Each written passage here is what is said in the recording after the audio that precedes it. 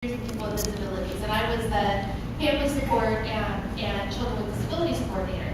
And one of the tasks that I had was to look at how we could do a better job giving supports to families that had children with significant disabilities or significant medical needs, so that those kids could grow up at home with their families instead of going into nursing homes or foster care.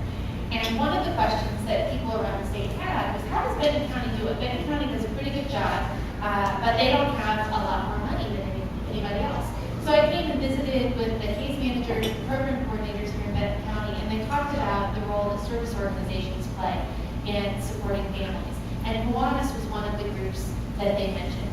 They talked about a family where what they needed, and there was no funding for it, was a wheelchair ramp to go up into a home. There was a local company that donated the lumber, but Kiwanis was able to donate labor to build this ramp. But really, they may seem like little things, but these are the very kinds of things that push people out of their family homes, whether they're children or whether they are adults. So I just am so grateful to all of you for the hours that you put in, whether it's fundraising, whether it's sharing your children's birthdays for $1 so that you can pay for the $38,000 that you're putting into nonprofits this year, tens of thousands of dollars that you're putting into local nonprofits, and most importantly, the hours of love and labor and volunteerism that you put into the community through this diverse group. It's something that makes this community a very special place. Everyone is very invested in the community. There were over 4,000 bills that were introduced. So you name a topic, there was probably a bill about it floating around someplace.